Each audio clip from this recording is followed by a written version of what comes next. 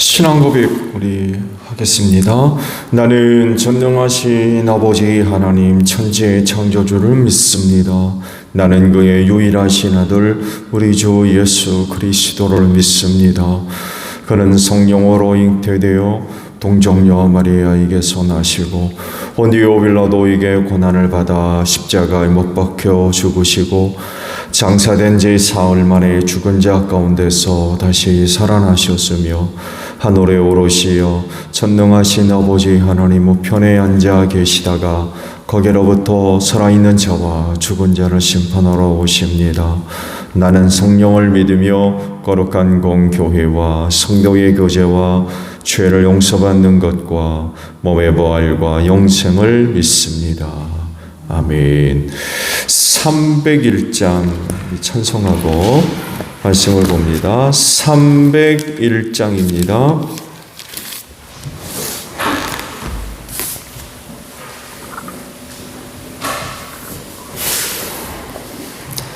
찬송가 301장입니다. 지금까지 지내온 것 주의 크신 은혜라 아리 없는 주의 사랑 어찌 이루 말하랴 자라게나 주의 손이 항상 살펴주시고 모든 일을 주 안에서 형통하게 하시네.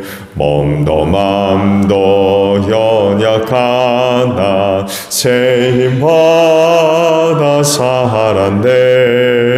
물 붓듯이 부으시는 주의 은혜 족하다. 사랑 없는 거리에나 험한 산길에 헤맬 때 주의 손을 굳게 잡고 찬송하며 가리라.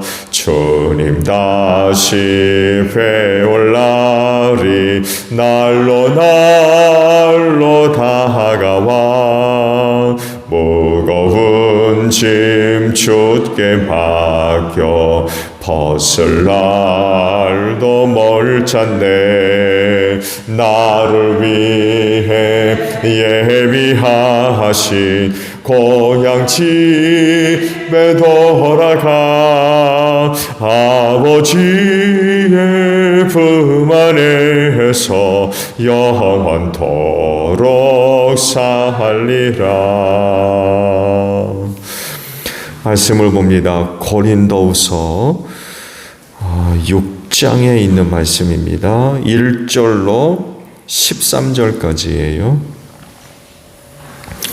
고린도후서 6장 1절로 13절입니다. 우리는 하나님과 함께 일하는 사람으로서 여러분에게 권면합니다. 하나님의 은혜를 헛되이 받지 않도록 하십시오. 하나님께서 말씀하시기를 은혜의 때에 나는 내 말을 들어주었다. 구원의 날에 나는 너를 도와주었다 하셨습니다. 보십시오. 지금이야말로 은혜의 때요. 지금이야말로 구원의 날입니다. 아무도 우리가 섬기는 이 일에 흠을 잡지 못하게 하려고 우리는 모든 일에서나 아무에게도 거리낌거리를 주지 않았습니다. 우리는 무슨 일에서나 하나님의 일꾼답게 초신합니다. 우리는 많이 참으면서 환난과 궁핍과 곤경과 매맞음과 옥에갇힘과 난동과 수고와 잠을 자지 못함과 굶주림을 겪습니다. 또 우리는 순결과 지식과 인내와 친절과 성령의 감화와 거짓없는 사랑과 진리의 말씀과 하나님의 능력으로 이 일을 합니다. 우리는 오른손과 왼손에 의의 무기를 들고 영광을 받거나 수치를 당하거나 비난을 받거나 칭찬을 받거나 그렇게 합니다. 우리는 속이는 사람 같으나 진실하고 이름 없는 사람 같으나 유명하고 죽는 사람 같으나 보십시오 살아 있습니다. 징벌을 받는 사람 같으나 죽임을 당하는 데까지는 이르지 않고 근심하는 사람 같으나 항상 기뻐하고 가난한 사람 같으나 많은 사람을 부요하게 하고 아무것도 가지지 않는 사람 같으나 모든 것을 가진 사람입니다. 고린도 사람 여러분, 우리는 여러분에게 숨김없이 말하였습니다. 우리는 마음을 넓혀 놓았습니다. 우리가 여러분을 옹졸하게 만드는 것이 아니라 여러분의 마음이 옹졸한 것입니다. 나는 자녀들을 타이르듯이 말합니다. 보답하는 셈으로 여러분도 마음을 넓히십시오. 아멘. 자, 오늘 주일에는요 1절의 말씀을 보려고 합니다. 1절 상반절에 하반절에 있는 말씀입니다. 1절 하반절을 보면 하나님의 은혜를 헛되이 받지 않도록 하십시오 라는 말씀입니다. 하나님은 왜 은혜를 주시나요? 가장 큰 이유와 목적을 이야기한다면 그나마 구원을 위해서 주시는 걸 겁니다. 단순히 그냥 먹고 마시고 육신적인 안위를 위해서가 아니라, 물론 육신의 몸을 입고 있는 사람들에겐 또 이것만큼 중요한 게 없죠. 그렇지만 하나님은 우리에게 은혜를 주실 때 가장 큰 이유와 목적을 이야기한다면 그건 구원을 위해서 은혜를 베풀어 주시는 걸 겁니다. 만약 하나님으로부터 이 많은 그 은혜를 받지 못하면 구원받을 사람은 한 사람도 아마 없을 겁니다. 왜냐하면 구원은 인간의 어떤 수단과 방법, 어떤 선행이나 도덕적이고 윤리적인 그 어떤 것으로 인하여서 얻는 것이 아니기 때문에 그래요. 그건 전적인 하나님의 은혜입니다. 구원은 하나님의 은혜로 말미암아 얻는 것입니다. 그러니 어찌 은혜를 구하지 않겠습니까? 오늘도 우리는 이른 아침에 이렇게 나오셔서 기도를 드리는데 역시 이런 우리의 모습도 하나님의 은혜를 구하는 모습들입니다. 은혜가 아니면 우리는 구원받을 수가 없어요. 근데 오늘 주신 말씀 보게 되면 은혜를 헛되이 받지 말아라 라고 말씀을 하십니다. 하나님으로부터 은혜를 받기는 받는데 은혜가 없는 건 아니에요. 은혜를 받기는 받아요. 근데 거기에 따르는 합당한 열매가 없다는 거죠. 은혜로서 합당한 그런 그 열매들이 있어야 되는데 그렇지를 못한 거예요. 은혜를 받으면 거기에 합당한 열매가 있어야 돼요. 열매가 없으면 은혜 받으면 뭘 하겠다는 얘기입니까? 은혜 받으면 뭐예요? 그 은혜에 합당한 열매가 있어야 되는데 그게 없으면 그 은혜 받으면 뭐 하냔 말이에요. 뭐 하려고 우리가 은혜를 받는 겁니까? 또 하나님께서 은혜를 주시는 이유가 어디 있어요? 열매가 없으면 아무런 의미가 없는 거죠. 그러면 은혜가 있으나 그 은혜를 헛되이 받은 사람이 있다고 하면 누구겠습니까? 은혜를 헛되이 받은 사람들 당연히 있죠. 성경에 수도 없이 많이 있습니다. 그 중에 대표적인 인물들을 생각한다면 아담과 하와를 첫 번째로 들을 수가 있을 것 같아요. 누구도 누릴 수 없는 그런 그 은혜를 받았던 사람들입니다. 에덴 동산 자체가 은혜죠. 근데 타락하죠. 누구도 누릴 수 없었던 은혜 가운데 있었지만 타락했어요. 생각해 보십시오. 그 에덴 동산만한 곳이 어디 있습니까? 근데 그런 그 은혜의 자리에서 타락하고 말았습니다. 이들을 볼 때에 은혜를 헛되이 만드는 가장 큰 원인 중에 하나는 역시 불신앙인 것 같아요. 하나님을 믿지를 않아요.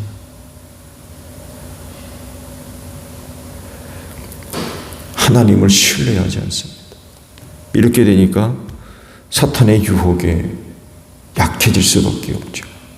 하나님을 신뢰하지 못하면 사탄에게 유혹에 넘어질 수밖에 없어요. 결국 불순종해서 죄를 짓게 됐죠. 그리고 에덴 동산에서 쫓겨나고 말았습니다. 다른 종류가 또 있죠. 광야 생활을 했던 이스라엘 백성들도 은혜를 헛되이 받았던 대표적인 사람들이죠. 정말 놀라운 은혜를 받았던 사람들입니다. 역사상 그들과 같은 은혜를 받은 민족이 없었어요. 광야 40년 생활을 포함 그들에게 임했던 하나님의 은혜의 내용들을 보면 정말 놀라운 일들이었죠. 근데 결국 그 은혜들이 다 헛된 것이 되어버렸어요. 그렇죠. 왜냐하면 가나안에 들어가지 못하고 광야에서 다 쓰러졌기 때문에 그래요.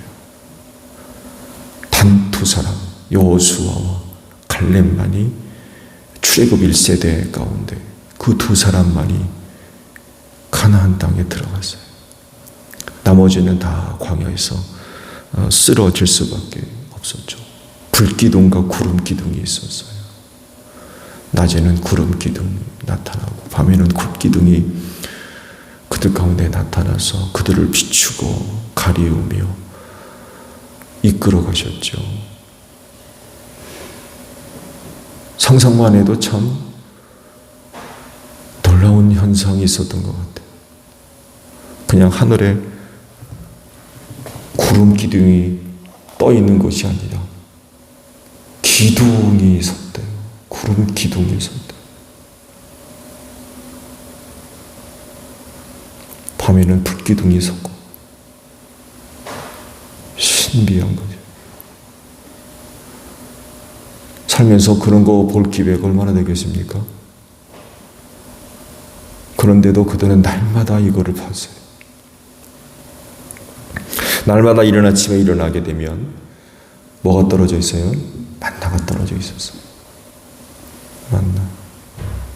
그걸 먹고 40년을 살았대요. 기적 같은 일이죠. 특히 안식일 같은 경우에는 다른 날 같으면은 그날 거두어 그날을 먹었죠. 그 다음 날까지도 가지를 못했어요. 근데 안식일만큼은 달랐다는 거. 날마다 어느 누구도 먹어보지 못했던 만나를 거두어 들여서 먹었고 안식일마다 그런 기적을 경험하는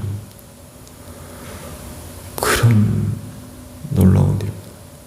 판석에 터져서 물이 쏟아져 나오는 그런 그 은혜들.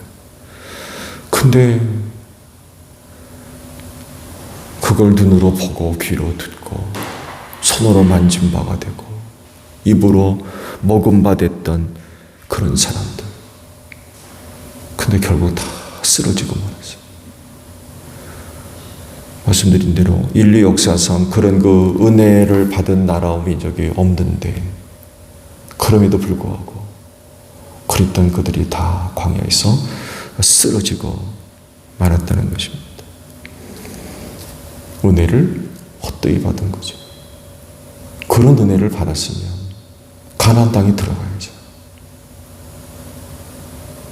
그렇지 않겠어요?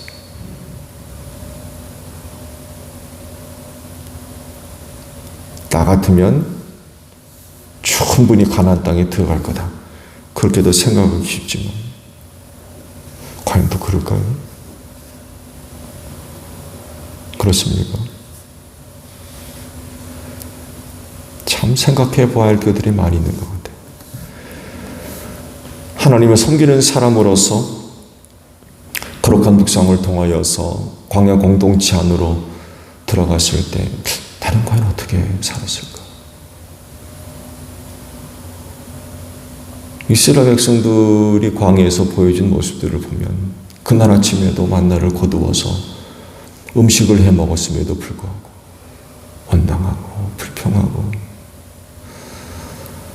끊임없이 하나님 시험하고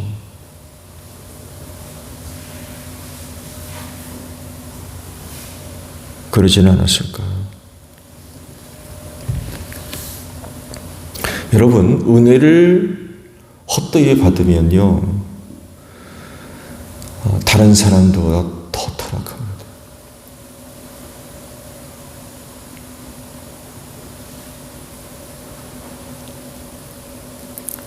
그렇기 때문에 은혜를 헛되이 받지 말고 잘 받아야 될 것 같아요.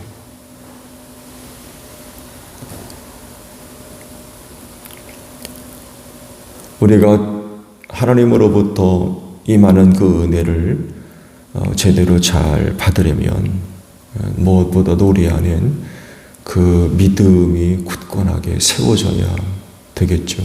믿음 없이 받으면 은혜는 헛된 것이 될 수밖에 없어요.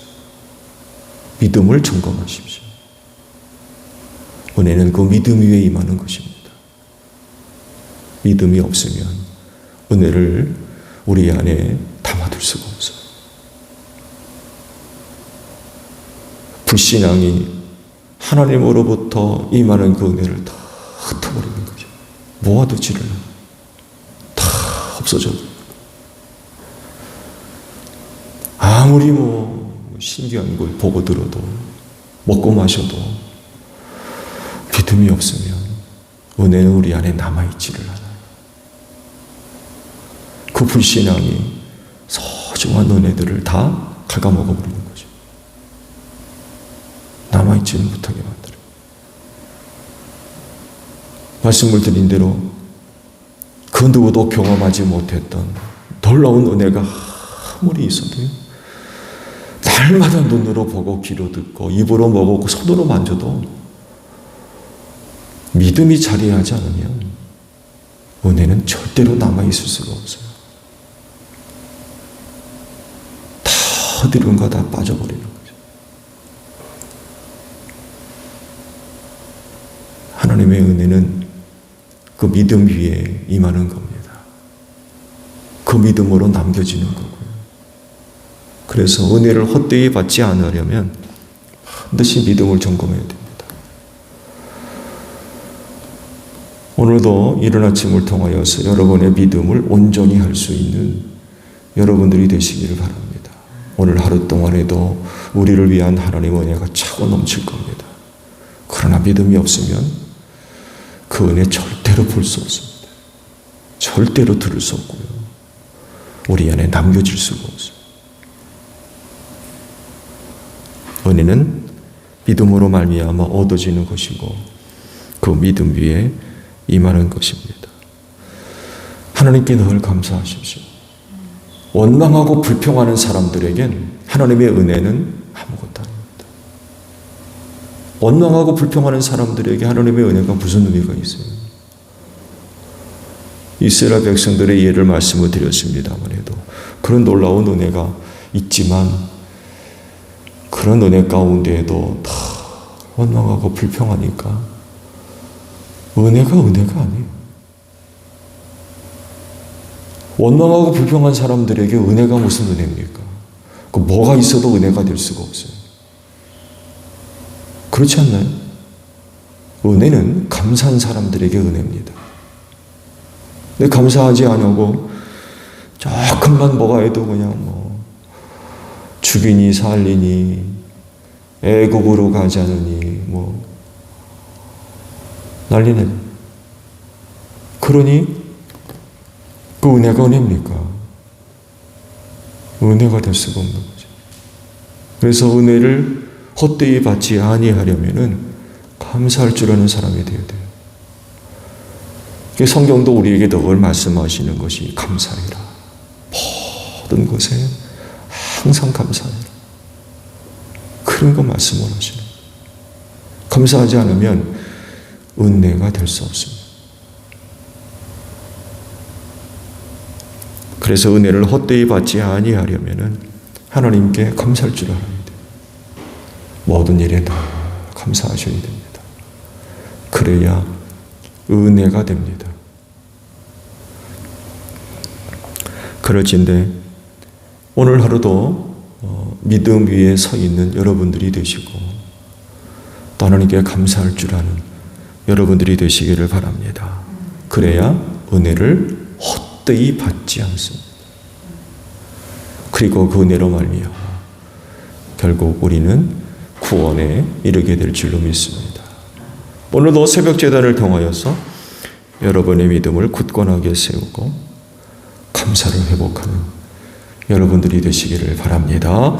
주기도만 합니다. 하늘에 계신 우리 아버지, 아버지의 이름을 거룩하게 하시며 아버지의 나라가 오게 하시며 아버지의 뜻이 하늘에서와 같이 땅에서도 이루어지게 하소서. 오늘 우리에게 일용할 양식을 주시고 우리가 우리에게 잘못한 사람을 용서하여 준 것 같이 우리 죄를 용서하여 주시고 우리를 시험에 빠지지 않게 하시고 악에서 구하소서. 나라와 권능과 영광이 영원히 아버지의 것입니다. 아멘. 기도하겠습니다.